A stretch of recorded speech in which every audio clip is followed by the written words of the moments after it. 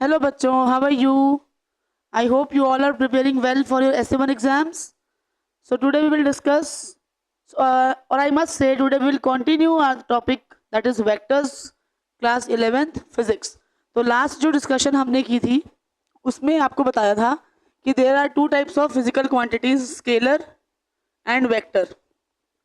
Scalar वो होती हैं दोज हैव ओनली मैग्नीट्यूड, और वेक्टर्स वो होती हैं those having magnitude as well as direction. तो वेक्टर वाली चीज़ को हम लोगों ने कंटिन्यू किया था. इसमें आपको बताया था कि कोई भी फिजिकल क्वांटिटी है लाइक ए, और अगर वो वेक्टर है ना तो उसको डिस्क्राइब करने का सिंपल तरीका है कि उसके ऊपर एरो लगा दो, दैट इज कॉल्ड वेक्टर. उसके बाद हमने कई तरह के वेक्टर्स डिस्कस किए थे, और आज हम लोग डिस्कस करेंगे parallelogram law of vector addition. तो parallelogram law of vector addition में क्या करना है आपने बच्चों? Parallelogram law of vector addition. Parallelogram law of vector addition में सपोज मान लेते हैं this is vector A and this is vector B. तो suppose O A and O B, these are the two sides of parallelogram. तो जो parallelogram का diagonal होगा, let me complete this parallelogram. तो इस जो पैरेललोग्राम का डायगोनल होगा that will be considered as a resultant of these two vectors A and B. This is called parallelogram law of vector addition. तो अगर हमें आर की वैल्यू निकालनी होगी that will be equal to square root of A square plus B square plus 2ab cos theta. This is the value, this is the formula I must say, जिससे आप resultant की value निकालोगे A square plus B square plus 2ab cos theta. अब theta जो है, theta that is the angle between A and B, मतलब कि ये वाला जो एंगल है, ये जो मैं बोल्ड कर रही हूँ दैट इज एंगल थीटा. अब बात करते हैं इसकी डायरेक्शन की, क्योंकि अब वेक्टर है ना, तो वेक्टर है तो डायरेक्शन तो होगी ही. तो इसकी अगर हम बात करें डायरेक्शन की, तो डायरेक्शन हम फाइंड आउट करते हैं tangent alpha is equal to B sine theta upon A plus B cos theta. This is the formula of finding out the direction. Tangent alpha is equal to B sine theta upon A plus B cos theta. अब alpha क्या है? ये alpha है angle between resultant and A vector, मतलब ये वाला जो angle है, दिस एंगल इज अल्फा. तो यहां से अगर हम अल्फा की वैल्यू निकालेंगे, alpha is equal to tangent inverse, क्योंकि अभी टेंजेंट यहां आया ना, तो tangent inverse B sine theta upon A plus B cos theta. These are the two formulas of finding the resultant in parallelogram law of vector addition. R is equal to a square plus b square plus 2ab cos theta and tangent alpha is equal to b sin theta upon a plus b cos theta. यहाँ से alpha की value आ जाती है tangent alpha b sin theta upon a plus b cos theta. अब जो second topic discuss करने वाला है वो है हमारा triangle law of vector addition. Triangle law of vector addition. Triangle law में भी यही करना है हमने सीधा कि अगर two vectors are represented by two sides of a triangle, triangle की दो साइड्स हैं, मान लो O A and O B, and which are taken in same direction, then the third side will be the resultant of this two vectors but in opposite direction. अब इनकी दोनों की direction देखो सेम है, ये सेम डायरेक्शन, ये same direction, लेकिन इसकी अपोजिट है. तो if the two sides of a triangle are considered as the two vectors which are in same direction, then the third side will be the resultant of the two vectors. अब third हमारे पास आ जाता है polygon law of vector addition. तो हम यहाँ लिख सकते हैं R is equal to A plus B. Polygon law of vector addition. Polygon law में क्या है कि हम लोगों को पॉलीगन ड्रॉ करना है, तो पॉलीगन ड्रॉ कर देते हैं.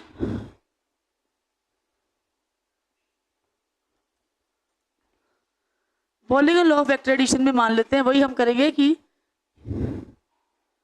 This is vector P, this is vector Q. तो this is vector r that is equal to p plus Q. अब एक और वेक्टर बना लो यहाँ पे s और ये इनका रिजल्टेंट t, तो t is equal to p plus Q plus r। तो इस ये पॉलीगन बन गया o a b c। तो polygon law of vector addition भी यही है कि अगर different sides of the polygon are considered as different vectors, many sides of the polygon are considered as the sides of polygon, then the last side, जो last वाली side होगी, that will be taken as resultant of the all the sides, or you can say all the vectors. This is polygon law of vector addition. उसके बाद आ जाता है आपका Lami's theorem. Lami's theorem, अब suppose ये point है कोई P, यहाँ पर तीन फोर्स एक्ट कर रहे हैं F1, F2 and F3। This is angle alpha, this is angle beta and this is angle gamma. Suppose three forces are being acting on a point P, तो according to Lami's theorem F1 upon sine alpha is equal to F2 upon sine beta is equal to F3 upon sine gamma. This is Lami's theorem. ठीक है, उसके बाद next जो हमारा topic है that is vector addition. Vector addition is commutative and associative. Vector addition एक तो commutative है और एक एसोसिएटिव है। सपोज हमारे पास दो वेक्टर्स हैं P एंड Q, तो इनको अगर हम प्लस करते हैं तो P plus Q is equal to Q plus P। This is called commutative property of vector addition. और एसोसिएटिव में क्या आएगा कि P plus Q plus R is equal to P plus Q plus R। This is associative property. इसमें इस side पे हमने क्या किया कि first we are adding Q and R vectors, then the result will be added to P vector. इसमें हमने क्या किया, we are adding P and Q first and the result is being added to vector R, so both give the same result. This is called associative property of vector addition and this one is called commutative property of vector addition. Next जो topic है that is position vector. Position vector, position vector की बच्चा हमने last class में भी बात की थी कि we have one dimension, two dimension and three dimension. One dimension में मतलब straight line motion, two dimension मतलब प्लेन में कोई मोशन है, और थ्री डायमेंशन मतलब स्पेस में। तो वन डायमेंशन को हमेशा एक्स कोऑर्डिनेट्स या वाई या जेड तीनों में से कोई एक कोऑर्डिनेट से रिप्रेजेंट कर सकते हैं। प्लेन में हम करेंगे X and Y, usually X I hat plus Y J hat, ये चीज यूज करते हैं। और थ्री हम करेंगे X I hat plus Y J hat plus Z K hat, where I J and K hat are the unit vectors along the three sides, और we can say the three axis. तो unit vector क्या है कि we have this is X and this is why. तो this is, मान लेते हैं ये कोई पोजीशन है P, तो this is the position vector. तो R is equal to X I hat plus Y J hat, और यही अगर हम थ्री डायमेंशन बात करते होते ना तो हमारे पास बन जाता R is equal to X I hat plus Y J hat plus Z K hat, और मैग्नीट्यूड के केस में X square plus Y square plus Z square under the root. ये टू डायमेंशन, ये three dimension. This is called position vector. R is a position vector in two dimension and this is position vector in three dimension.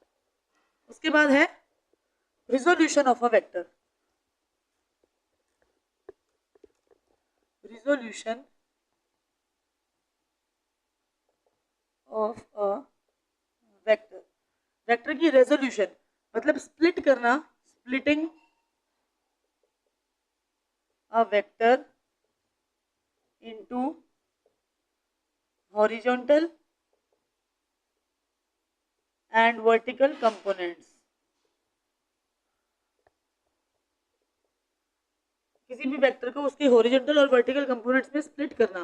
That is called resolution of vector. Suppose हमारे पास vector है r, x I hat plus Y J head, तो ये इसका horizontal component है, ये इसका vertical component है। तो r को हम लिखेंगे x, अगर हम लोग को हॉरिजॉन्टल कंपोनेंट लिखना है तो r cos थीटा, और अगर हमें वर्टिकल लिखना है that is r sin theta. So this is the resolution of vector r। मतलब हमने वेक्टर r को स्प्लिट कर दिया, उसी के ही हॉरिजॉन्टल, दिस इज हॉरिजॉन्टल और दिस इज वर्टिकल। हॉरिजॉन्टल और वर्टिकल कंपोनेंट्स में हमने एक ही वेक्टर को स्प्लिट कर दिया, that is called resolution of vector. Next जो हमारा इस सेशन का लास्ट टॉपिक रहेगा that is scalar product and vector product. Scalar product and vector product. Scalar product and vector product. Scalar product को राजा हम बोलते हैं डॉट प्रोडक्ट, और वेक्टर प्रोडक्ट को बोल सकते हैं क्रॉस प्रोडक्ट। तो अब इसके नाम से पता चल रहा है ना राजा कि स्केलर है तो जो भी रिजल्ट आएगा प्रोडक्ट करने के बाद वो स्केलर क्वांटिटी होगी, और वेक्टर प्रोडक्ट करने के बाद जो भी रिजल्ट आएगा वो वेक्टर क्वांटिटी होगी, मतलब उसको हम एरो से रिप्रेजेंट करेंगे। तो स्केलर प्रोडक्ट को हम लिखते हैं ऐसे, A dot B is equal to A B cos theta, where theta is the angle between A and B. और क्रॉस प्रोडक्ट में हम लिखेंगे ए, ऑब्वियसली क्रॉस प्रोडक्ट है तो बीच में क्रॉस ही आएगा, B is equal to A dot B, sorry dot नहीं आएगा, बी साइन थीटा। तो this is the vector product and this is the scalar product. तो आगे की जो डिस्कशन है we will continue in the next session.